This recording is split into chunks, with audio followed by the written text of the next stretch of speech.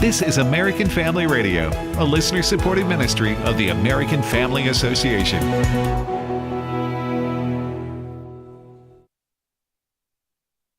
Qualifications. But Oklahoma Senator Markwayne Mullin had this to say. About the qualifications.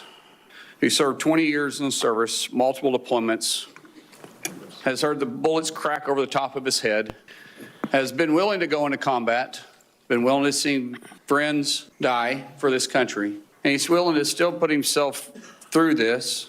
His wife is willing to still stand beside him, knowing he wasn't perfect, knowing that all this was going to be brought up, and he's still willing to serve the country. What other qualifications does he need? Firefighters continue to battle several blazes in Southern California as wind gusts are expected to pick up today. Janice Dean has the latest. 24 to 38 hours we have for firefighters to really brace themselves. People are on edge because we're going to be dealing with Santa Ana winds, almost hurricane force. We had 100-mile-per-hour winds this time last week. 70 miles per hour, that's going to hinder efforts. And we already have another fire burned in the Ventura County area. The Palisades fire only 17% contained, and the Eaton only 35% contained. The elevated fire threat continues for the next several hours. And then as those winds start to ramp up, I think in the next couple of hours, the potential for more explosive fire danger, not only igniting fires possible, but spreading the fires. Los Angeles officials providing an update on the ongoing fires continuing to burn. L.A. County Sheriff Robert Luna revealing search and rescue teams have been conducting operations to try and locate remains and anyone still trapped by the fires. We have searched approximately 3,654 properties in the Altadena area thus far. Yesterday, we searched 1,800 properties in Eaton. Communities across Southern California have been ravaged by the fires. House Speaker Mike Johnson says relief packages will come with conditions, remembering back to aid sent to his home state following Hurricane Katrina. In my state in Louisiana, there were conditions on the aid that was sent there with regard to flood insurance and other measures. So we're going to be looking at policies, and we're going to be looking at culpability, and I think that's going to be a very important thing. A conservative political commentator is encouraged that there is growing pushback against the so-called global warming nonsense that permeates the politics in places like California. Robert Knight is a columnist for the Washington Times. His latest column is entitled CO2 Cabal is on the Move, but finally getting pushback.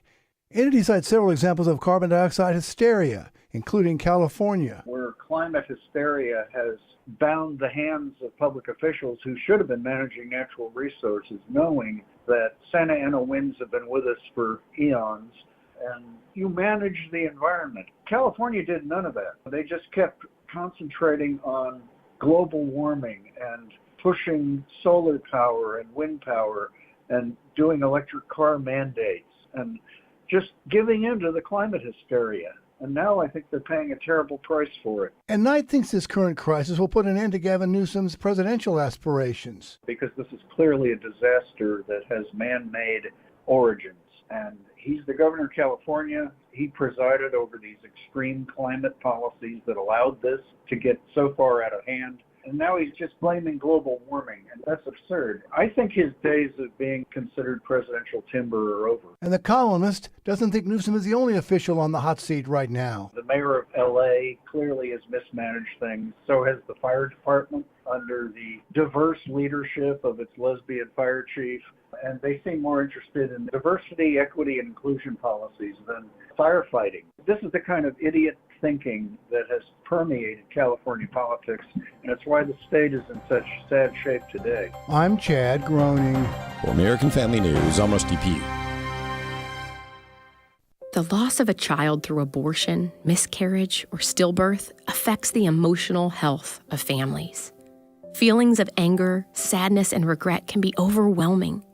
There is hope and healing in the aftermath of a reproductive loss. Call the International Helpline at 866-482-LIFE to talk with someone who has been where you are and healed to help others. Your call is confidential. 866-482-LIFE.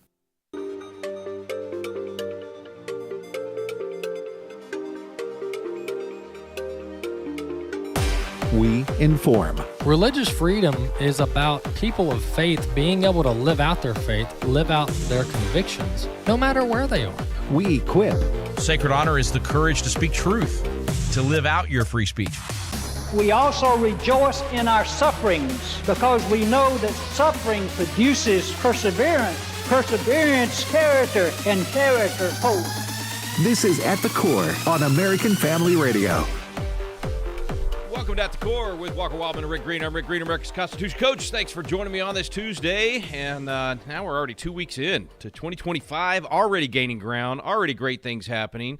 California's still on fire, but not just on fire, politically on fire. I mean, there's a wake-up happening out there, and I hate that it has to be the pain. We talked about it last week. You know, you shouldn't have to go through these kind of tragedies and just see such an absurd incompetence to finally wake up and realize you got the wrong people at the helm. But that's happening, and it's a good thing. It's a good thing. I'm telling you, the wake up, not the tragedies and not the pain. I mean, that's unfortunate for sure. But you know, I love my buddy Jack Hibbs, pastor out there in the L.A. area, Calvary Chapel, Chino Hills, just a fantastic guy, and one of the guys that we feature in our biblical citizenship class that Patriot Academy's put out and a million people have been through. But Jack is just so common sense. He's so biblical sense. I mean, he brings biblical wisdom to whatever's happening that week. He would have been absolutely a Black Robe Regiment pastor in the founding era. I mean, he is a Black Robe Regiment pastor of today. Anyway, all that to say, I talked to Jack last night, and literally out there on the line, you know, serving people, just their church. I for years, I mean, I think the first time I went out there and met Jack and spoke at his church, man, it might have been 20 years ago. It was at least 15 years ago, a long time ago. But he was way ahead of the curve on the mindset of the church being, we're here to serve the community in total, like not just certain things. We don't see our Christianity as compartmentalized or, you know, it only works in this area, but we don't want to speak to culture or to, you know, entertainment or politics because we might step on somebody's toes, we might offend somebody, they might not come back next Sunday. That was never Jack, man. He at least ever since I've known him, he always, all right, what's going on in the world? What's the Bible say about it? Let's get after it. You know, that's the mindset that we need to have. And there's actually several more of those Calvary Chapel guys out there in California like that. Rob McCoy, Mike McClure. I mean, a lot of these guys that led the way throughout our you know, COVID nightmare, our COVID stand, the COVID crackdowns, whatever you want to call the 4 years of insanity in the Biden administration. These Calvary Chapel pastors, a lot of these guys out there in California, man, they were absolutely leading the way. Now, it wasn't all Calvary. There was a split. I mean, there were some of the Calvary Chapel pastors, just like every denomination. I mean, it seemed like right down the middle, all over the country, in every denomination, every, you know, sect of Christianity had a split over what's the proper Romans 13 interpretation. Should we just do whatever Pope Fauci says? Should we, you know, bow down to the government and shut down our churches? Or should we, you know, use some common sense and, yes, science and, yes, faith in the Lord, but practical and still open our churches and serve the people and actually still do the job of the church? Imagine that. Well, that, you know, just like with every other denomination, Calvary Chapel had some splits on that. But these guys that led the way, Rob and Jack and Mike and the others, man, my hat's off to them. And now we're seeing another application of the same mindset. It's the same basic philosophy that says, as a Christian, I'm supposed to vote, I'm supposed to engage, I'm supposed to speak out whenever the culture's doing things that are immoral and wrong.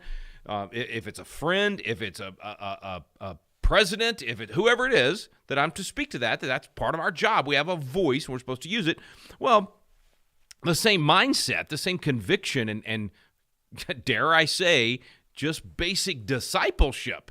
The basic idea of in fact, our church just this week on Sunday, Pastor Brian, we've got two fantastic pastors at our church. Pastor Jimmy and Pastor Brian both just been on fire for the past couple of years.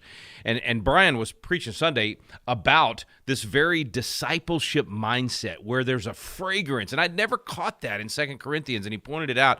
There's just a fragrance, there's a smell, there's an aroma that when you're really sold out to Christ, when you're truly a disciple, when you walk in the room or you show up anywhere, the way your life is lived, it's an aroma, it's a fragrance, it fills the room, and it permeates everything. There's nothing off limits. When you're a true disciple of Christ, The Bible applies to everything in life.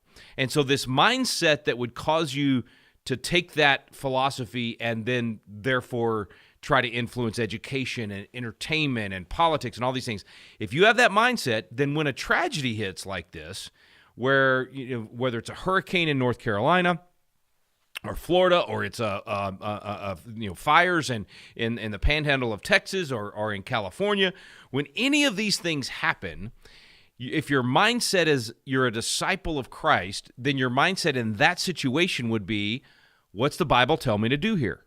What do I do in a tragedy like this? Well, the general idea is you treat your neighbor the way you would want to be treated. And therefore, you go and you help take care of them in that tragedy. And therefore, even if they've been foolish in the past and they've done silly things, or maybe they were even foolish in helping to cause the tragedy, you meet the immediate need and you help in the immediate situation, but you also speak to the problems that caused this in the first place. The culpability and the accountability, the culpability of causing the problem, therefore requires accountability to solve the problem. And so Jack Hibbs has spoken to this just, I think, perfectly. His sermon Sunday was fantastic on this. He spoke to the leaders of California and to Los Angeles and how the leadership needs to change. He spoke to how bad it's been, not just for the fire issue, but in every area of the culture, and he demanded change, while at the same time calling on the members of his church to go buy all the water and all the things needed to help and to feed and to do all the things that they need to do to meet the needs in their community. So that balance just, I mean, it's beautiful, man. It's like I don't know, it's musical. It's just it's magical. It's exactly the way God designed us to be as disciples. You're loving people, but you're speaking truth at the same time. So praise God for Jack and the other pastors out in California dealing with this. Praise God for all the pastors in North Carolina and in these other areas of tragedy that have already been doing the same thing with very little, if not zero help from the government. I mean, FEMA's been out to lunch, and if you've listened to my radio programs at all, I don't think FEMA should even exist in the first place. The problem is when you funnel hundreds of billions of dollars to these, inept government bureaucrats that are supposed to somehow keep us safe or somehow deal with the emergency. Now you've taken that money off the street. You've taken that money out of the hands of the philanthropists and the others that would have given and still do give. So they have to give above and beyond what the government took from them. And so then government takes all that money. They fail miserably every single time. There is not a situation where government has addressed one of these scenarios and done it well. They just can't. It's not the proper function or role of government. And they actually get in the way of citizens trying to help. Whether it's the helicopters trying to get in and bring food or whatever it might be, or just the neighbor trying to bring their tractor over and help clear your driveway so you can get out. They prevent people from even being able to help. So government messes this stuff up all the time, and that's why FEMA should not exist. There shouldn't be a national response to these things. It should be at the state level, absolutely, positively, every single time. And then you can drill down. If it's at the state level, they're close enough to hold accountable, and you can identify who the problem is. I bet there's not a single person listening to this program right now, unless you've actually worked at FEMA or at an area of the federal government that's had to deal with them, that could name 5 people specifically responsible at FEMA. Like, who do you call when they don't show up? Who do you call when they are either not showing up in North Carolina, or now they've actually pulled out and they're just leaving people freezing in these campers, and or you go back to Katrina and I'm not kidding you, tens of thousands of trailers and park models and just the waste of hundreds of billions of dollars that after the fact just were wasted. I mean, they ended up selling these things for pennies on the dollar, and just such a waste. I mean, every single time. And so you should not have a federal government involved in this stuff. It goes back to Davy Crockett's famous speech about "It's not yours to give," which had to do with he had voted for the appropriation of some money to help some people in need. At one point, it was a widow situation. Another point, it was actually a fire in Georgetown, actually right outside of D.C. there. And he got back home, and a constituent called him on the carpet on it. He was asking for their vote, and they're like, "I can't vote for you because you gave money to this thing." And Crockett's like, but that was a good thing to give money to. We were helping those people. And this farmer with common sense, kind of like Jack Hibbs is the common sense guy right now in the middle of the LA fires.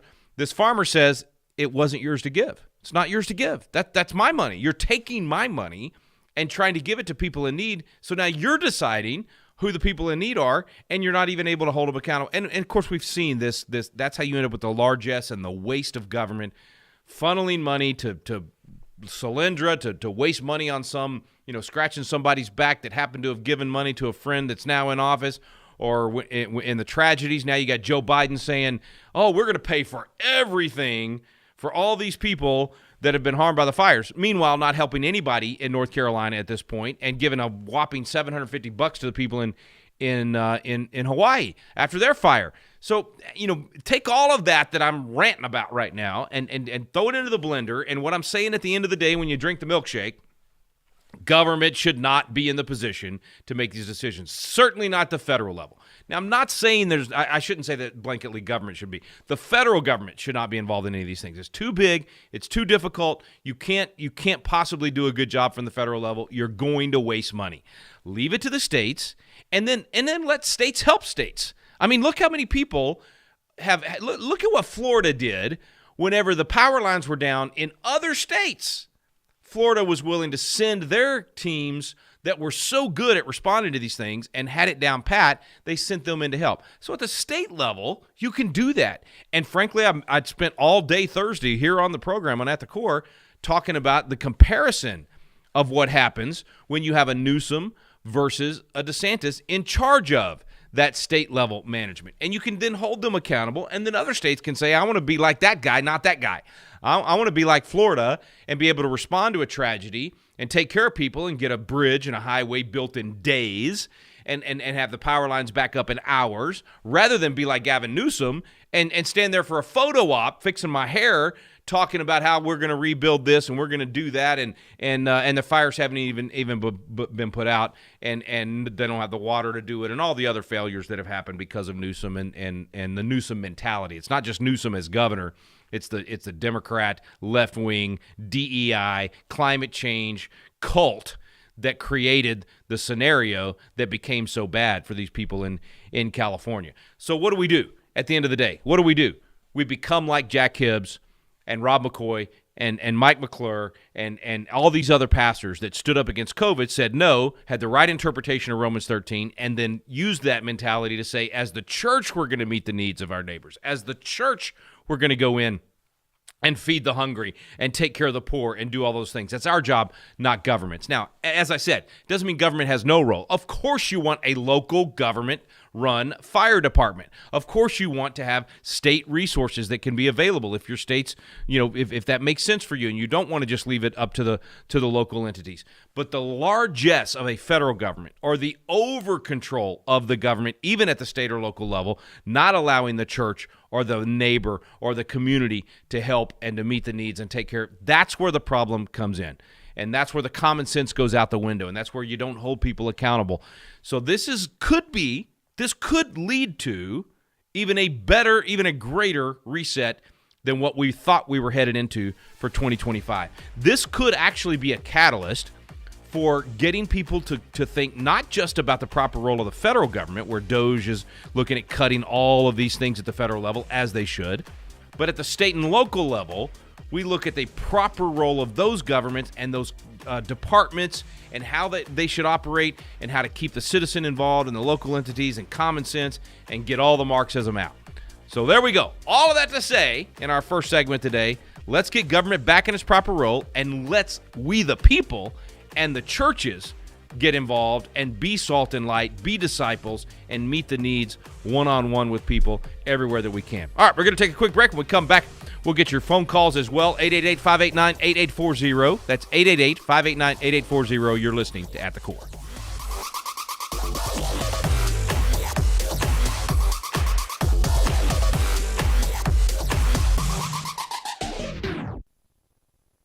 When Dan Steiner, president of Preborn, cried out to God, "What can I do for you?" The answer came loud and clear. I sensed God's broken heart over the issue of abortion. You see, he sees every little baby that's being formed in the mother's womb, and it breaks his heart to see when the lifetime that he has planned for them is taken from them violently so often. But if we can get a mom into one of our clinics and show her her baby, and she has that close encounter of the best kind in her womb, she will choose life. Preborn has rescued over 300,000 babies' lives through ultrasound. Would you join Preborn and AFR this week and help us rescue 4,500 babies? One ultrasound session costs $28. To donate, please go to afr.net. That's afr.net.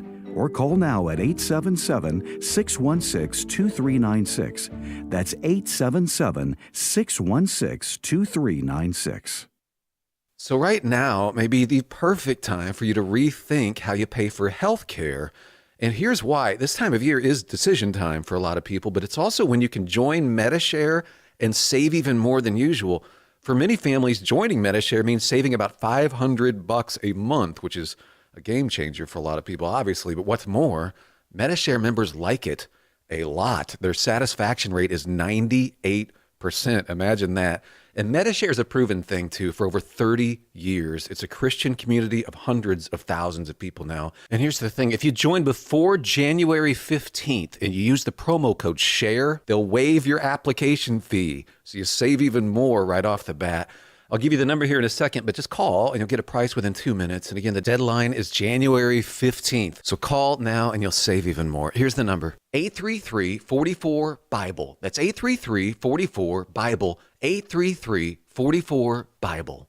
Hello, everyone. Tim Wildman here with American Family Association and American Family Radio. Hey, our tours for 2025, our spiritual heritage tours of Washington, D.C. and Williamsburg and Boston, they're filling up. They're halfway full now. And we've never had a response quite like this. So what I'm saying is if you want to go with us this year to either Colonial Williamsburg, which includes Jamestown and Yorktown, or Washington, D.C. and all the sites of our nation's capital, including Mount Vernon, or if you want to go with us to Boston and see the Freedom Trail and all the sites of the greater Boston area. If you want to go on these trips with us this year, it's time to check into the information and register so that you make sure you're on one of our tours, the one you want to go on, obviously. So go to the website wildmangroup.com, WILDMON group.com. Hope to see you on one of these in 2025. This is At the Core on American Family Radio with your host, Rick Green. Welcome back to At the Core with Walker Wildman and Rick Green. I'm Rick Green, America's Constitution Coach. Thanks for staying with me. And by the way, if you were listening during the break there to Tim talk about the tours, man, you need to do one of those. If you haven't done one of those, there's nothing like history firsthand, walking in the footsteps of the founders, walking in the footsteps of the people that made history. There's just nothing like it. And of course, Tim and Stephen McDowell and all those guys, they make it fun. It's entertaining, but I'm telling you, it's life-changing. Take your family, go on one of these tours, bring that history to life. You know, we've been blessed in the Green family. We did Chasing American Legends, which was, we basically did a reality show where we did that. We went and walked in the footsteps of the founders in all these places. And we took comedian Brad Stein with us, and it was just a fun way to learn. My kids, I'm telling you, it did so much more than just reading about it in a textbook. When you go to the battlefields or the museums or the baseball parks or wherever it is, it just makes it more real. And so anyway, yeah, definitely take advantage of those Wildman trips. You will absolutely enjoy them. Very cool. All right, so obviously a lot of people talking about the confirmation hearings this week. There's a ton of them going to happen. Hegseth starts it today with a lot of fanfare and then many more tomorrow and throughout the week. And frankly, I did not realize they were going to be able to actually take votes in the committees and send it to the floor prior to the president being sworn in and actually making the official nomination. So apparently there's some workaround there. I don't know what it is. I'm not on the inside scoop of that, but I love it. I think it's great. I think it allows him to hit the ground running next week. I think that's what we need. We need massive momentum. They need to be getting stuff done day 1, day 2, day 3. I mean, those first 100 days need to be home run after home run after home run, pushing back the leftist agenda. This is ground gaining, scratching and clawing, just amazing stuff that's going to happen in the next few weeks. Already happening, and just very good. Now, I don't know if I did not watch the hearing that started just a little while ago. I've actually been a little bit more paying attention locally here in Texas. We've got a major speakers race today for the opening session in the Texas House and the Texas legislature, and so I'm anxiously, awaiting to see who's going to win that speaker's race. So I'm a little bit more focused on that, to be honest with you. But Hegseth started his hearing, apparently, according to the Western Journal, if I'm reading this correctly, with all glory, regardless of the outcome, belongs to our Lord and Savior Jesus Christ. His grace and mercy abounds each day. May his will be done. I love that. I mean, look, I know everybody's going, oh, yeah, but look at all that stuff he did. And da-da. Hey, I'm wretched. How about you? How about you? Anything you've ever done that maybe made you a candidate for needing a savior? Of course. Listen, no one can actually say for 100% certain. All we can do is look at fruit, whether or not a person's heart actually changed, whether or not they, anyway, I don't want to preach here, but the point is this guy has absolutely been used by God to do some great things over the last few years as a voice in this country. His book on education is phenomenal, great influence on the nation in terms of what needs to happen to turn our education system around.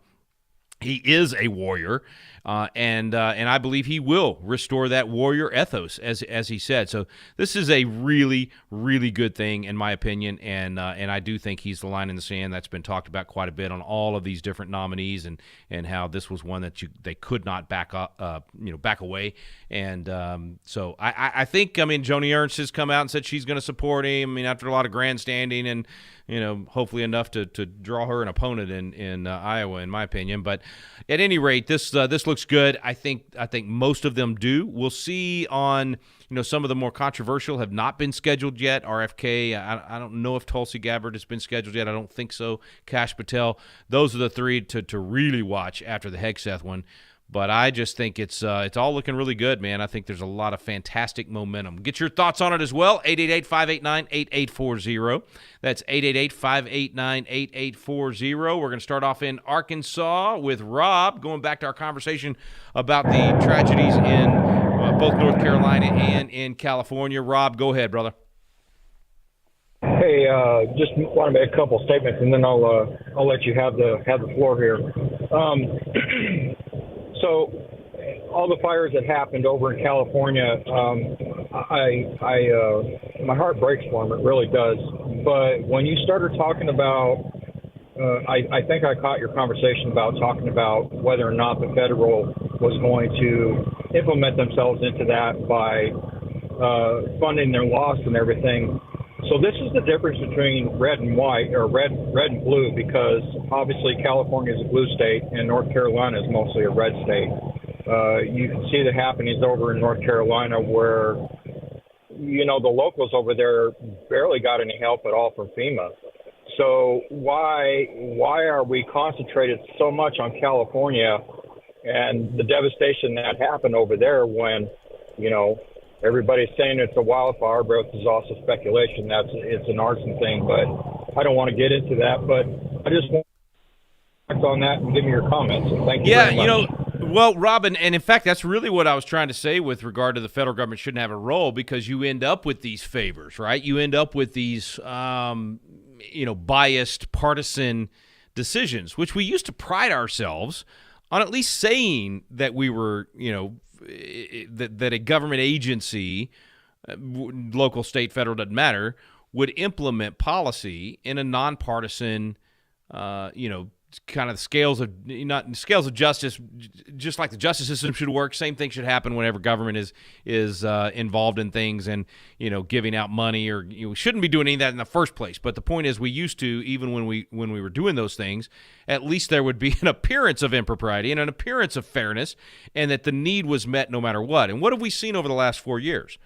We've seen the Marxist control of our government to the point that they were passing up homes in North Carolina and not helping them if they had a Trump sign in their yard. So the ultimate in partisanship, the ultimate in doling out help only to friends and not to people that kiss their boot and lick their boot and kiss their ring and promise to obey whatever the Marxist would throw at them next.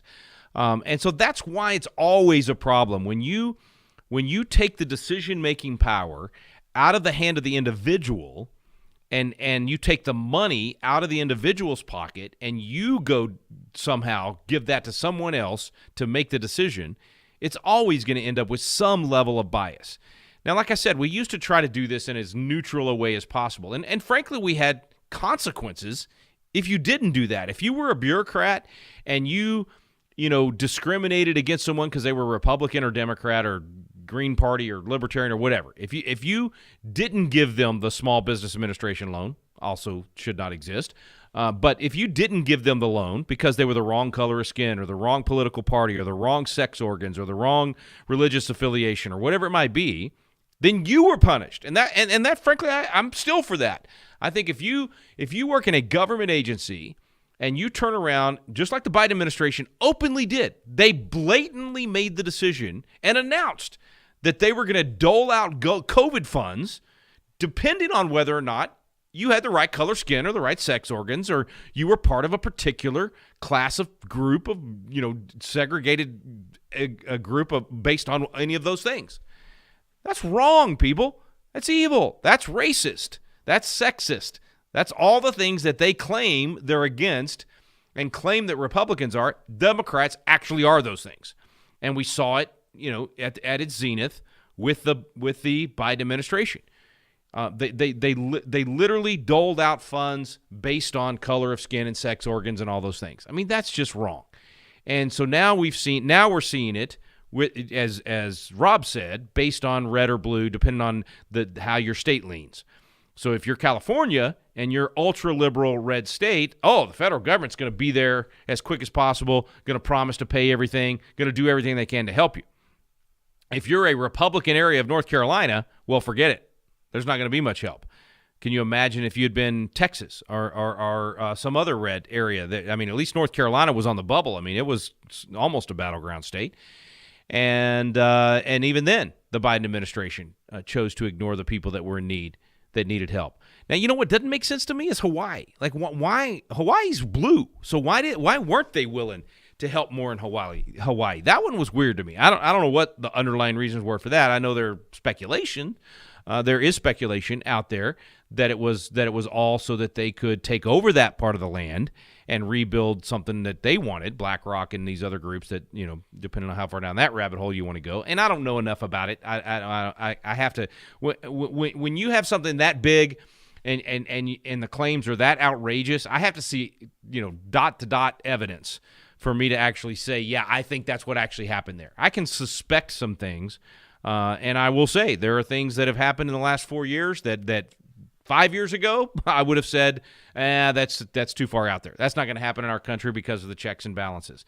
It definitely happens in other countries and definitely happens in other continents, but not here because of how strong our checks and balances, separation of powers, all of those things are. That we wouldn't. It would never go that far. Well, what I didn't connect in terms of dots myself, even though I had said this many times, I didn't connect it to a lot of these conspiracy theories. The fact that the left owns every major institution in America got rid of the checks and balances. So in other words, I've said many times, listen, they own entertainment, they own the every major political organization and institution and agency. They own all of education pretty much, about small percentage of homeschooling and private schooling that's not controlled by the left. They own most of the Fortune 500 companies in America, so business and industry. And so the left took over every major mountain, every major institution in the country. So therefore, the checks and balances weren't there to stop the insanity and the truly conspiratorial nature of the Marxists to cram their agenda down our country and to harm people and to do the things that they've done for the last 4 years. So what has to happen now to prevent that from happening in the future is we have to take back some of these institutions immediately, and then over time we'll finally take back all of those institutions. We have the opportunity with Donald Trump to take back some major chunks of the institutions if the momentum continues.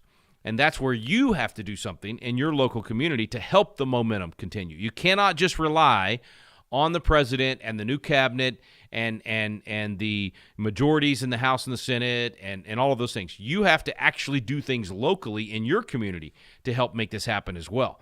So if you're gaining small amounts of ground in your local community, and we're doing that in every community across the country, that's going to build massive momentum for massive amounts of ground to be taken all over the country and at the federal level as well. But as always, comes back to us. What are we teaching ourselves? What are we teaching our kids and grandkids? What is our pastor preaching from the pulpit to get the congregation focused on? What is our local school teaching? Who's on our local school board, who's in our local city councils, who's running our local commissioners. So ultimately it comes back to us and making sure we're doing the work at the local level. So I hope that everybody out there is thinking about what you're going to be doing in 2025 and already beginning to take steps to be Constitution coaches, to do Ten Commandments displays, to do all the things that we're going to be working on in 2025. All right, let's see if we can get one more call in before we go to break. Marianne in Louisiana. Marianne, you're up. Go ahead. Yes, sir. Thank you for taking my call, constitutional lawyer. I need to talk to you directly because I asked the lady who took my call first. I wondered, in view of the sentencing that Trump had to go through this past Friday, which was a terrible shame, I'm wondering, my focus is, does he still, even though he was branded convicted felon, does he still retain the right to vote, viewing that he had no probation, no jail time, no imprisonment, whatever? Does he still now retain the right to vote and bear arms, or is at the moment he's restricted because of this branding?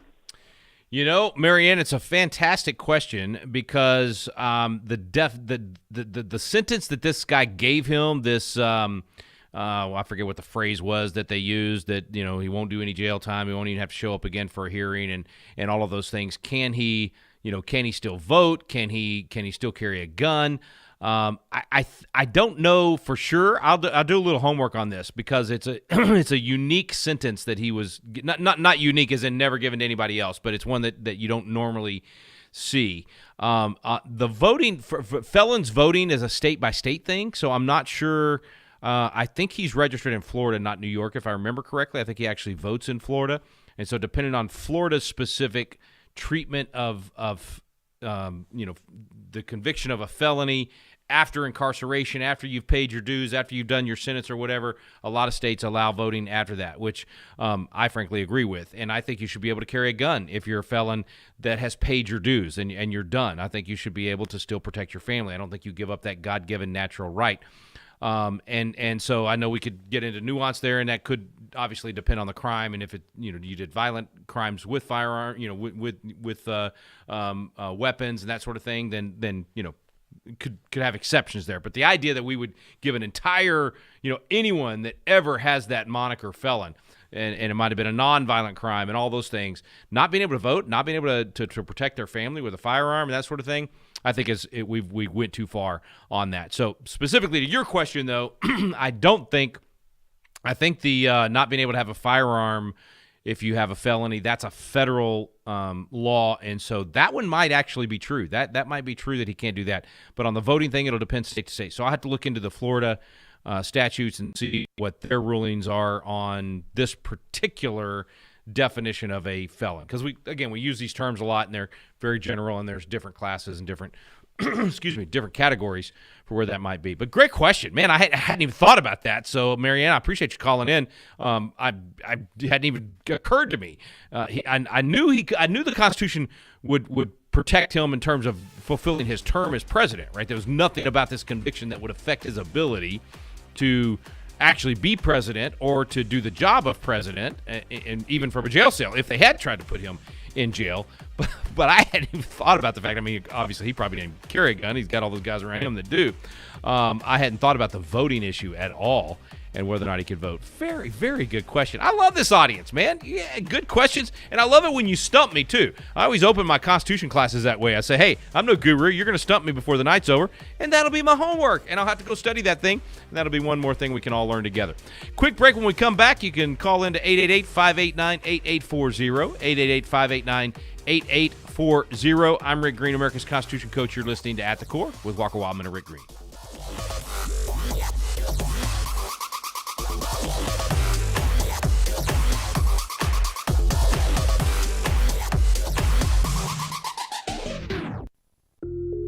what we believe about the Bible is based on what we believe about its source.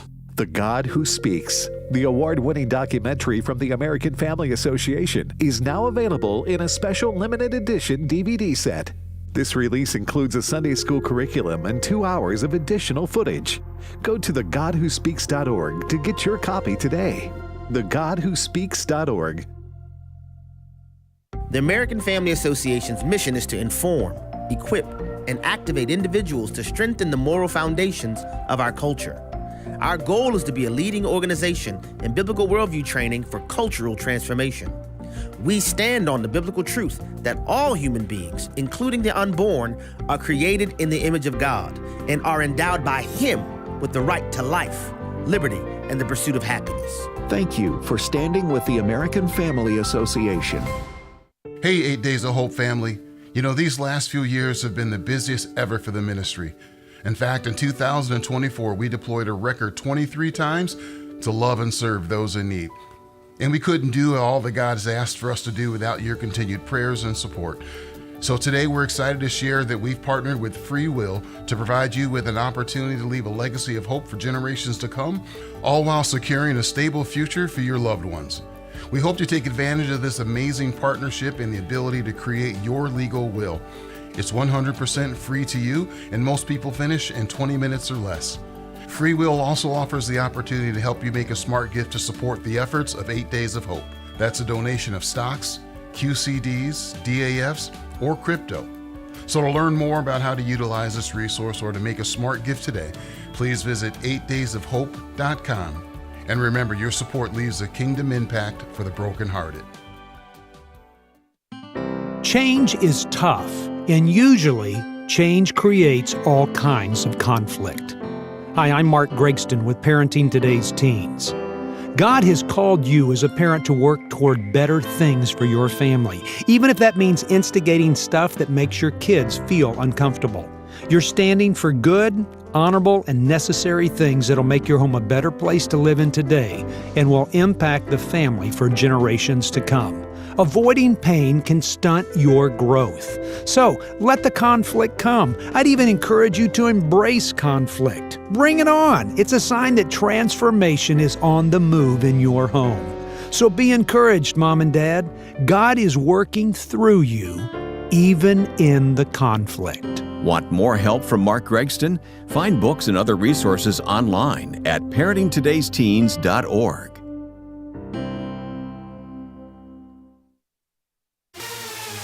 This is At the Core on American Family Radio with your host, Rick Green.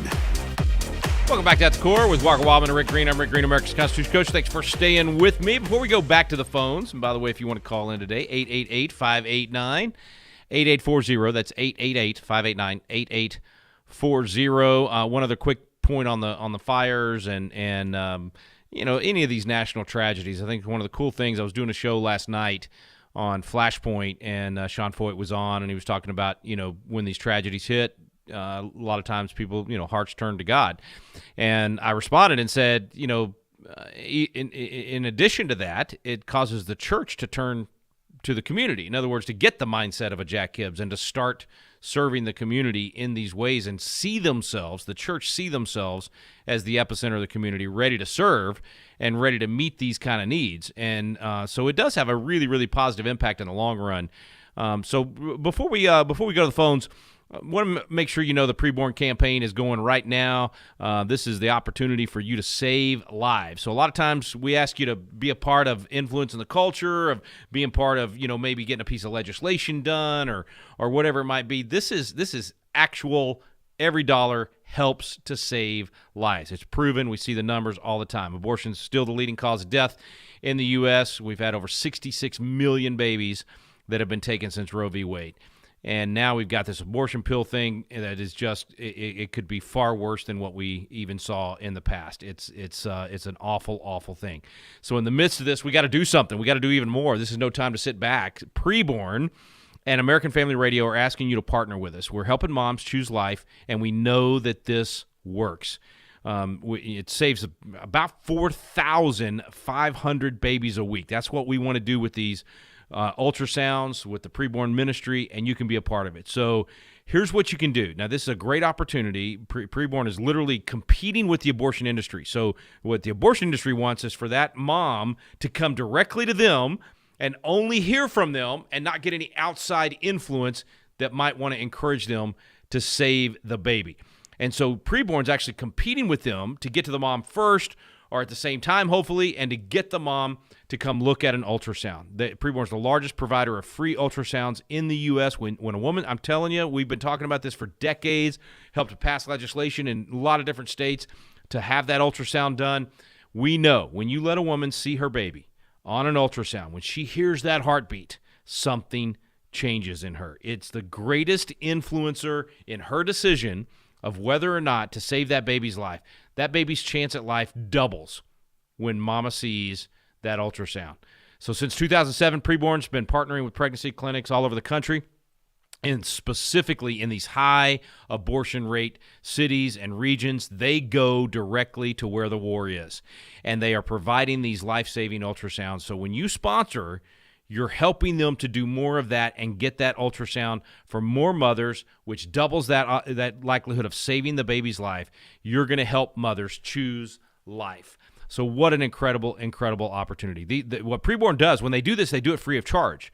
So where does the money come from? To pay for the ultrasound machine, to pay for someone to be out there to do that. Well, that's you and me. We're the ones that make that happen. So this is a fantastic chance to be a part of saving the baby initially, and then also providing services and helping to save those, not only save those lives, but then meet the needs. So they've been doing this 18 years. And in 18 years, Preborn partner clinics have counseled over 500,000 women who were considering abortion. They've had more than 300,000 babies' lives saved. 300,000 lives saved. Man, what a legacy. Anyway, 300,000 lives saved. More than 80,000 women have surrendered their lives to Christ. Folks, these are results. So I'm not asking you to donate based on hey, we got an idea this might work. No. I'm asking you to donate today to save lives, to invest in those babies and save their lives in a system that works, that we know gets results. It rescues babies. It brings mamas to the life-changing truth of the gospel. This is a great, great opportunity. So here's what we're asking you to do. $28, that's it. $28 provides one woman seeking an abortion a free ultrasound. So it gives the mom the opportunity to choose life for her baby. $28. There's probably not anybody listening to the sound of my voice right now that could not do at least one of those and save a life. $140 will provide 5 free ultrasound sessions. That means we're reaching 5 women with the message of life. So maybe $140, maybe you can do that. You can sponsor 5 ultrasounds. Our goal, as I said, is 4,500 babies. We want to save 4,500 babies with this campaign that's only going for a week, or almost 10 days. So consider any gift, any size. It's okay. Whatever number comes to your mind. Maybe the Lord's putting a number on your heart. It might be 5,000. It might be 500, whatever. But can you at least do 28? Can you do 140?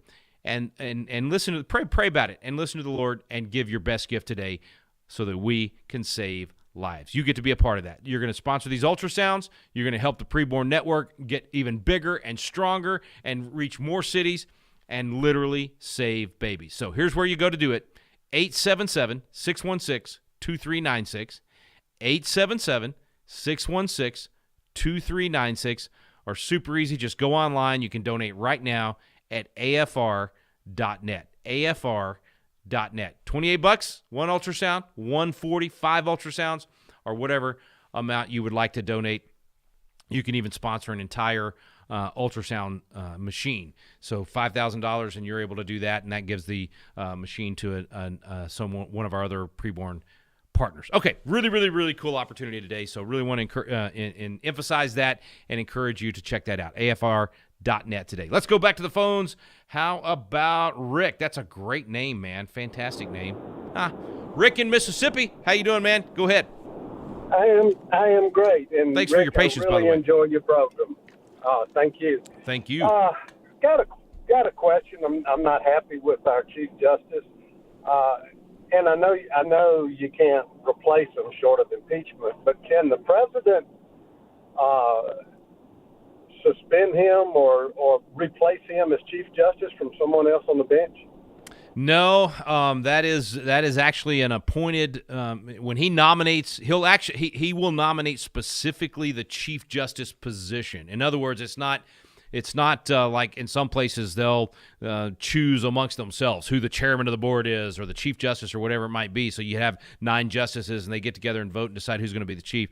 That's not how they do it. It's the Chief Justice is actually a specific appointed position. So when President George W. Bush appointed Roberts, he was actually appointing the Chief Justice, and so that position is specific.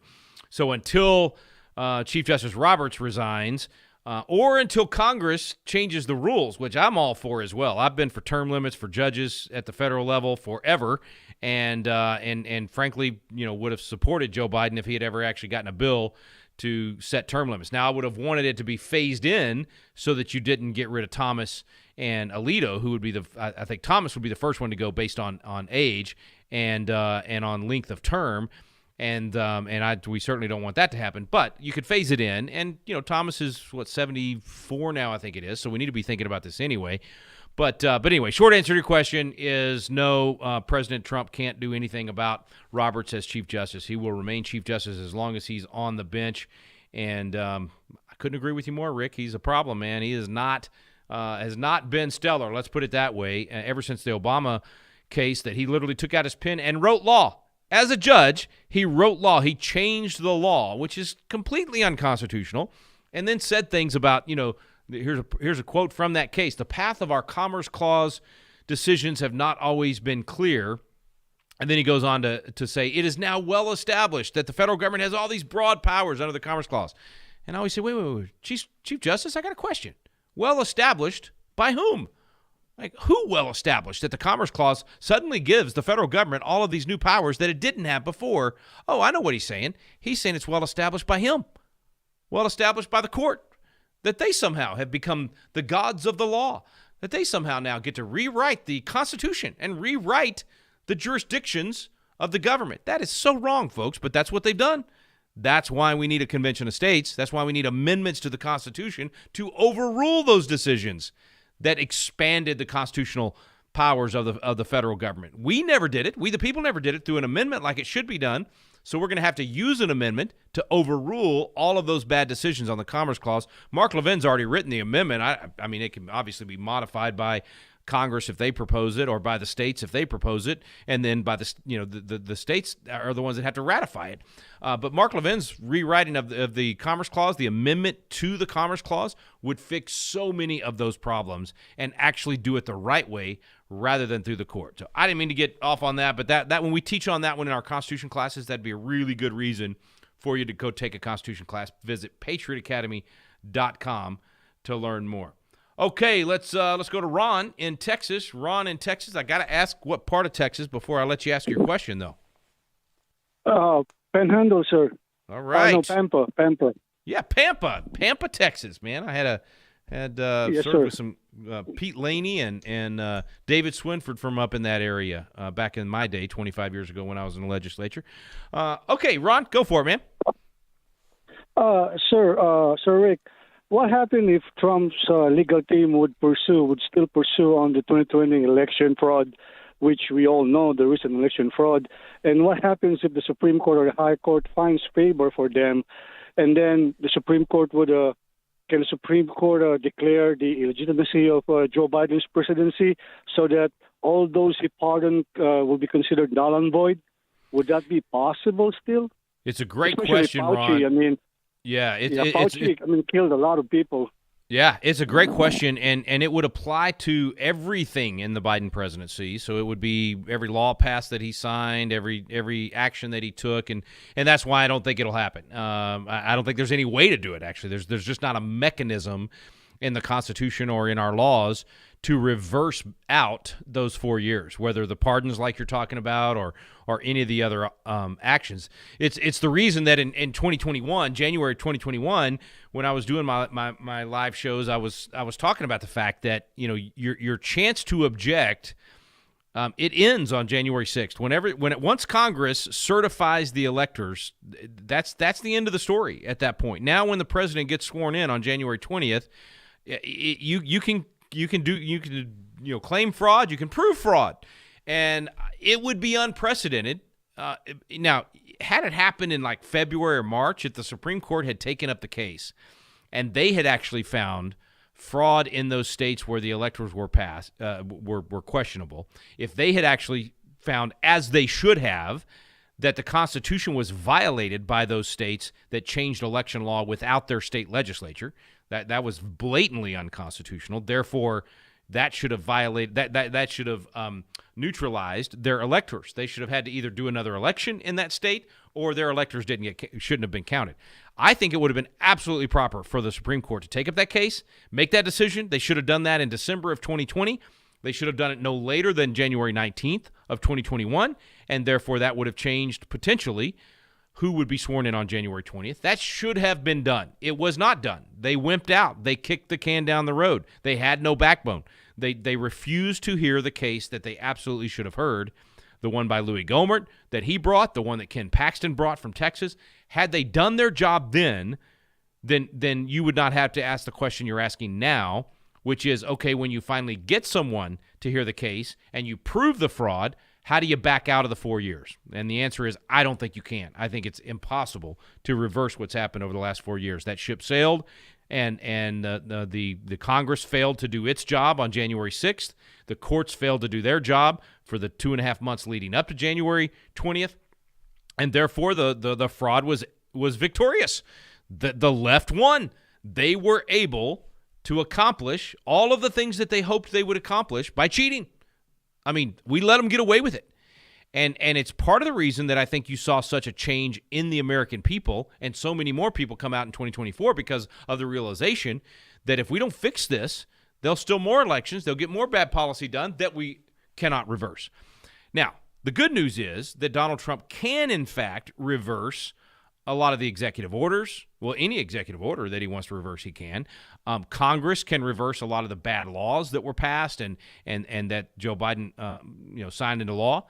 I don't think there's a mechanism for I absolutely no, there's not any mechanism for reversing the pardons that Joe Biden has done. That is a constitutional power of the president that we have entrusted the presidency with that cannot be reversed.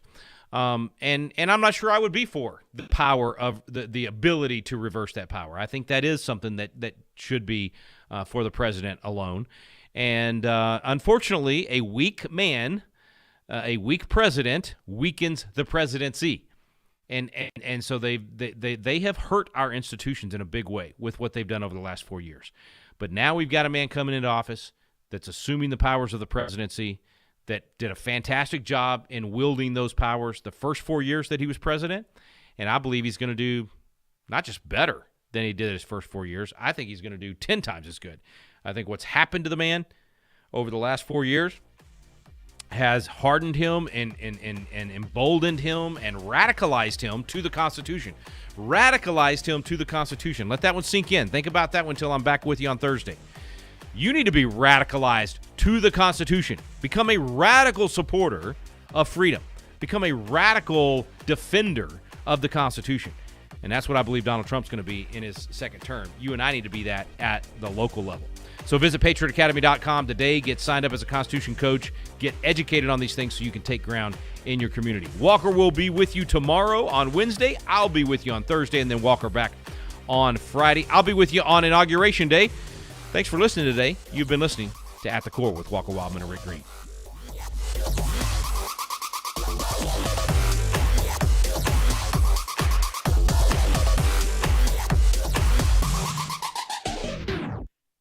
The views and opinions expressed in this broadcast may not necessarily reflect those of the American Family Association or